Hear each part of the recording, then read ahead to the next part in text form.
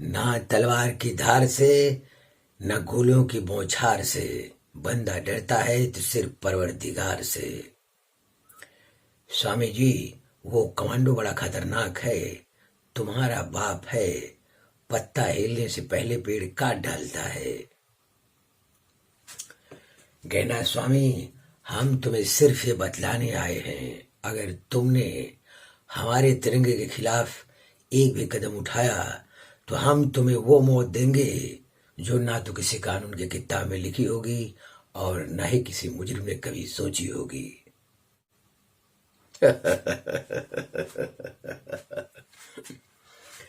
Hello friends, good morning, welcome to our channel Target with Lallan Sharma. Today we will discuss about inertia and Newton's first law of motion. भगवान कसम जादू होगा, सिर्फ आपको ध्यान से देखने की जरूरत है।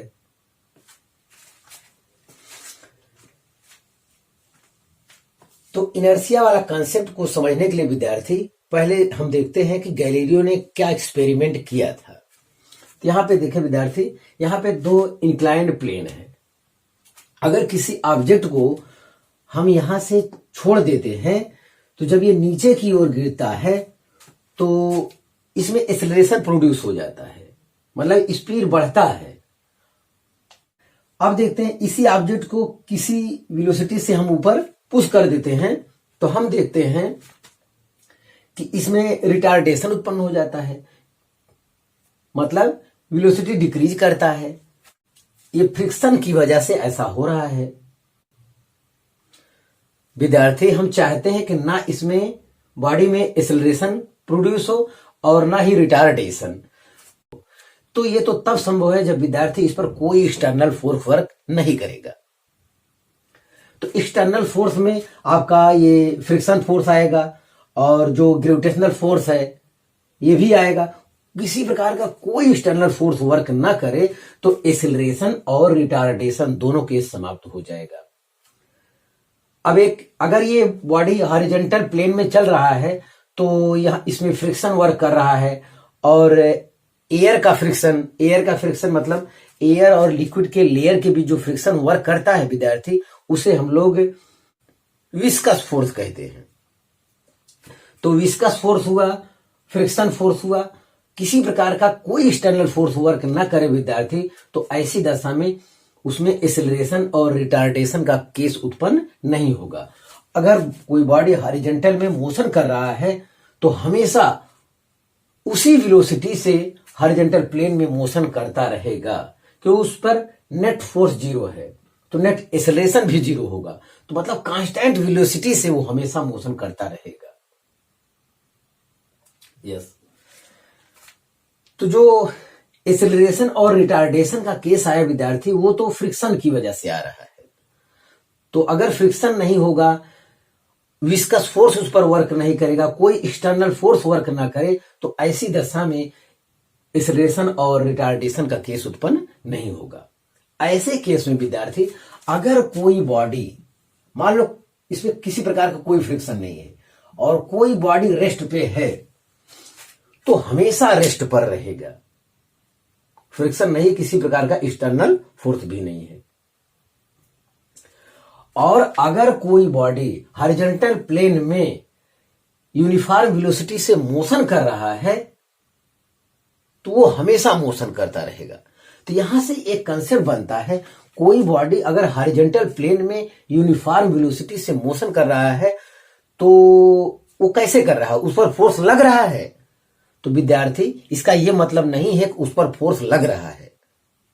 अगर हॉरिजॉन्टल प्लेन और बॉडी के बीच फ्रिक्शन है तब ऐसे केस में यूनिफॉर्म वेलोसिटी को बनाए रखने के लिए आपको एक्सटर्नल फोर्स की जरूरत पड़ेगी। लेकिन अगर इनके बीच कोई फ्रिक्शन नहीं है, कोई एक्सटर्नल फोर्स वर्क नहीं कर रहा है, तो ऐसे केस में अगर ये बॉडी यूनिफॉर्म वेलोसिटी से मोशन कर रहा है तो इस पर कोई फोर्स वर्क नहीं कर रहा है और ये हमेशा चलता रहेगा। माना ये आइडियल केस है, फिर भी हमेशा चलता रहेगा।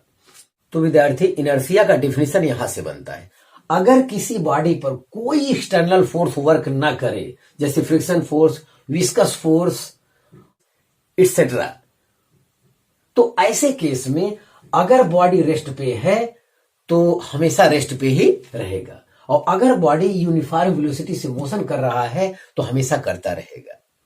इसी प्रॉपर्टी को कहा जाता है इनर्शिया। विद्यार्थी, Newton's first law of motion को लॉ ऑफ इनर्शिया भी कहा जाता है।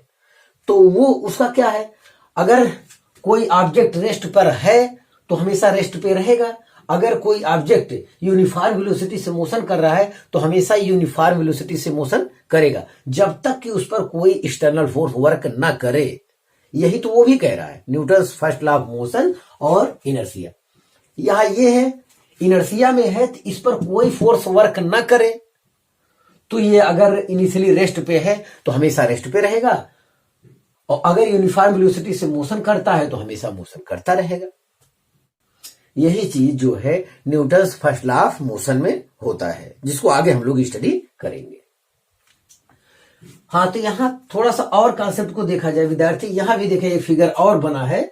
यहां पर विद्यार्थी फ्रिक्शन और एयर रेजिस्टेंस, जिसे आप फ्रिक्शन फोर्स बोलते हो, कोई फोर्स वर्क अगर नहीं कर रहा है तो अगर किसी ऑब्जेक्ट को यहां से छोड़ देते हैं विद्यार्थी, तो जितनी ऊंचाई से आप छोड़ेंगे ये जो है उतनी ऊंचाई पर यहां तक जाएगा, और अगर फ्रिक्शन होगा विद्यार्थी तो उतनी ऊंचाई तक नहीं जाएगा। अब यहां इंक्लाइंड प्लेन वाले में ही देख लिया जाए, अगर इसको हम यहां से सटा देते हैं तो ये गेंद को छोड़ेंगे, जितनी ऊंचाई से छोड़ेंगे वो उतनी ऊंचाई तक वहां पर जाएगा।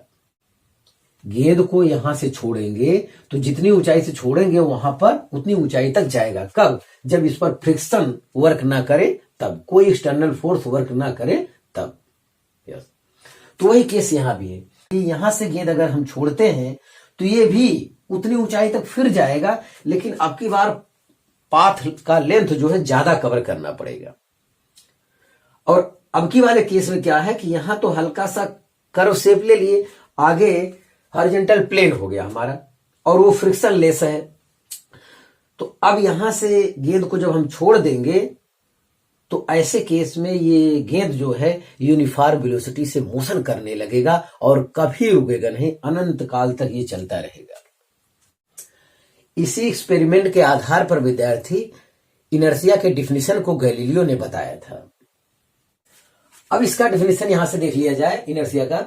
The property of a body due to which it opposes any change in its states is called inertia. यहां स्टेट का मतलब ये है कि अगर कोई बॉडी पहले से रेस्ट पे है तो रेस्ट पे ही रहेगी, वो अपने चेंज का क्या करेगा? अपोजिशन करेगा, विरोध करेगा। अगर कोई बॉडी यूनिफॉर्म वेलोसिटी से मोशन कर रहा है तो यूनिफॉर्म वेलोसिटी से मोशन करता रहेगा, तो वो जो है अपने चेंज का क्या करेगा? अपोजिशन करेगा। विद्यार्थी यहां पर दो फुटबॉल के शेप का मास ले लेते हैं, एक मान लेते हैं कागज का बना है, एक मान लेते हैं कांच का बना है। ये दोनों रेस्ट पे हैं, तो स्टेट चेंज का अपोजिशन कौन सबसे ज्यादा करेगा? जिसके पास मास सबसे ज्यादा रहेगा। यस, और अगर यही दोनों बॉडी मोशन कर रहे हैं यूनिफॉर्म वेलोसिटी से, तब किसको आसानी से रोका जा सकता है? जिसका मास कम रहेगा। तो इसका मतलब ये अपने चेंज का अपोजिशन नहीं करता है, और जिसका मास बहुत ज्यादा रहेगा वो अपने चेंज का अपोजिशन बहुत ज्यादा करेगा। तो इसीलिए कहा जाता है इनर्शिया प्रोपोर्शनल मास। जिसके पास मास ज्यादा है उसका इनर्शिया ज्यादा होगा। इससे रिलेटेड और कॉन्सेप्ट देख लिया जाए विद्यार्थी। तो inertia is not a physical quantity. Inertia जो है विद्यार्थी फिजिकल क्वांटिटी नहीं है। फिजिकल क्वांटिटी वो होता है जिसका मेजरमेंट किया जा सके। तो इनर्शिया कितना है ये हम नहीं बता पाएंगे, ध्यान दें। Inertia has no units and dimensions. तो जो फिजिकल क्वांटिटी नहीं है उसकी यूनिट और डायमेंशन कैसे होगा? आगे बहुत कीमती लाइन है विद्यार्थी, ये देखा जाए।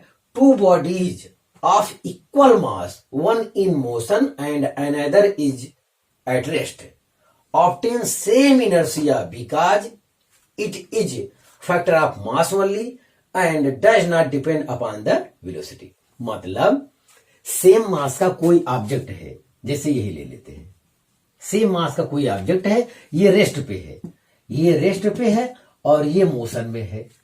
ऐसे केस में सेम मास का कोई ऑब्जेक्ट है, विद्यार्थी ध्यान दें, एक बॉडी रेस्ट पे है, एक बॉडी यूनिफॉर्म वेलोसिटी से मोशन कर रहा है, तो ऐसे केस में दोनों का इनर्शिया क्या होगा, सेम होगा, क्योंकि inertia depends only on mass, it is depends only on मास। यह केवल मास पर डिपेंड करता है विद्यार्थी, इनर्शिया केवल मास पर डिपेंड करता है। मास दोनों बॉडी का सेम है, एक बॉडी रेस्ट पे है, एक बॉडी यूनिफॉर्म वेलोसिटी से मोशन कर रहा है, ऐसे केस में दोनों बॉडी का विद्यार्थी इनर्शिया सेम रहेगा। ध्यान दें, बहुत कीमती लाइन है। तो एक बार मैं और इस लाइन को बोल देता हूं विद्यार्थी, दो ऑब्जेक्ट हैं जिनके मास सेम है, एक ऑब्जेक्ट रेस्ट पे है और एक ऑब्जेक्ट यूनिफॉर्म वेलोसिटी से मोशन कर रहा है, तो ऐसे केस में दोनों का मोमेंट ऑफ इनर्शिया सेम होगा। ये कंसेप्ट आपको जानना चाहिए, ये ऑप्शन में क्वेश्चन बन सकता है, क्योंकि इनर्शिया केवल मास पर डिपेंड करता है, वेलोसिटी पर नहीं। तो विद्यार्थी इनर्शिया वाला हमारा कॉन्सेप्ट कंप्लीट हुआ, तो आप इसे कॉपी कर लीजिए, तो फिर हम अगला कॉन्सेप्ट देखते हैं।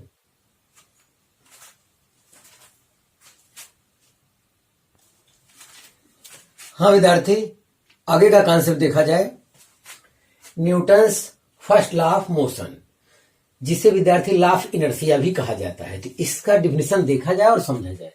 Every body continues in its state of rest or of uniform motion along a straight line unless and until an external force is applied। मतलब विद्यार्थी, अगर कोई बॉडी रेस्ट पर है तो हमेशा रेस्ट पे ही रहेगी जब तक कि उस पर कोई एक्सटर्नल फोर्स न वर्क करे। यदि कोई बॉडी यूनिफॉर्म वेलोसिटी से मोशन कर रहा है तो हमेशा यूनिफॉर्म वेलोसिटी से मोशन करता रहेगा जब तक कि उस पर कोई एक्सटर्नल फोर्स वर्क न करे। यहां पे एक सेंटेंस देखिए विद्यार्थी, of uniform motion along a straight line. तो uniform motion along a straight line, यहां इसका मतलब हो गया यूनिफॉर्म वेलोसिटी। यूनिफॉर्म स्पीड से भी अगर कोई मोशन करेगा स्ट्रेट लाइन में तो हो जाएगा यूनिफॉर्म वेलोसिटी। ये चीज ध्यान दे।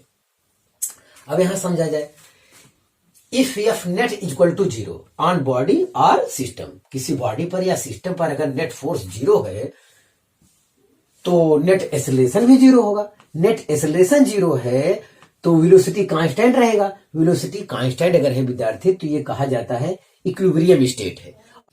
इक्विलिब्रियम टू टाइप का होता है, स्टैटिक इक्विलिब्रियम और डायनेमिक इक्विलिब्रियम।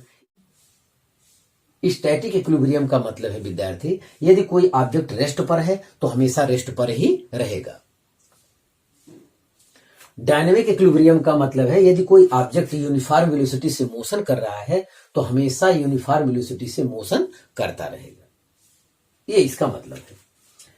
अब यहां पे समझा जाए, नेट फोर्स जीरो का मतलब है विद्यार्थी, कोई फ्रिक्शन वर्क ना करे, कोई विस्कस फोर्स वर्क ना करे, इसके अतिरिक्त भी किसी प्रकार का एक्सटर्नल फोर्स वर्क ना करे, तो ऐसी दशा में कहा जाता है F net equal to zero.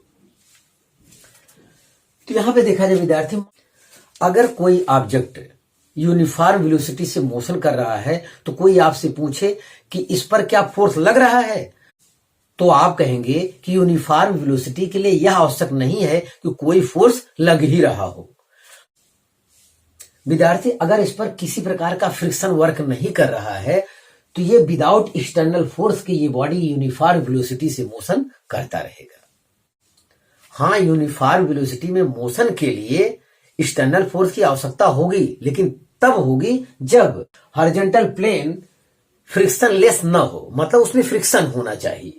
अगर फ्रिक्शन वाला सरफेस है विद्यार्थी तो ऐसे केस में यूनिफॉर्म वेलोसिटी के लिए आपको एक्सटर्नल फोर्स की आवश्यकता पड़ेगी। अगर किसी प्रकार का फ्रिक्शन नहीं है तो बॉडी के यूनिफॉर्म वेलोसिटी के लिए एक्सटर्नल फोर्स की आवश्यकता नहीं होगी। हाँ विद्यार्थी, एक लाइन और यहां पे देख लिया जाए, Newton's first law was called the law of inertia by Galileo. तो न्यूटन फर्स्ट लॉ को लॉ ऑफ इनर्शिया भी कहते हैं, जिसे गैलीलियो ने दिया था। तो विद्यार्थी, आप इस कॉन्सेप्ट को कॉपी कर लीजिए, तो फिर आगे का कॉन्सेप्ट हम देते हैं।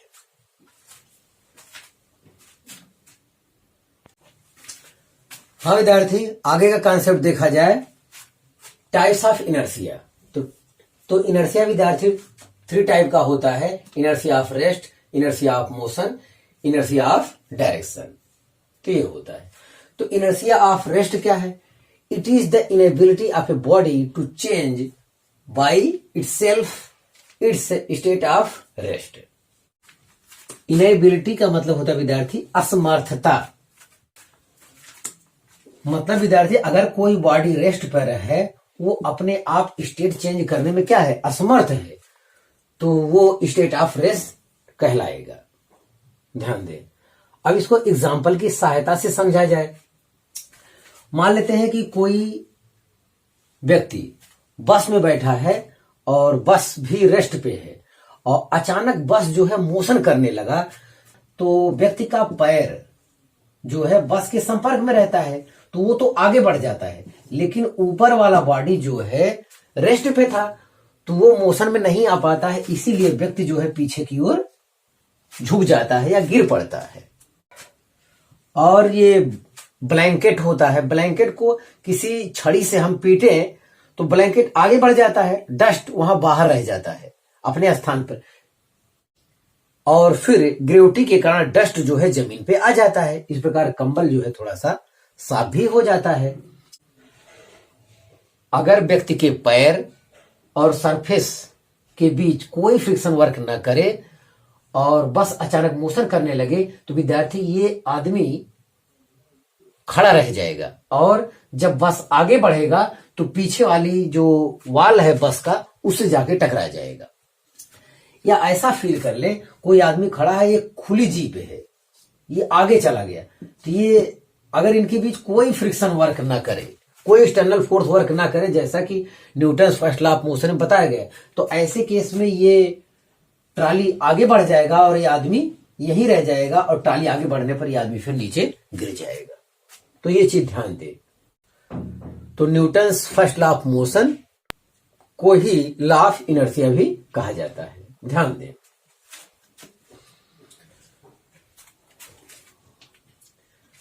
दूसरा हेडिंग देखा जाए, inertia of motion. It is the inability of a body to change its state of uniform motion by itself. मतलब कोई ऑब्जेक्ट अगर यूनिफॉर्म वेलोसिटी से मोशन कर रहा है, तो वो अपने आप जो है अपने स्टेट को चेंज करने में क्या है? असमर्थ है।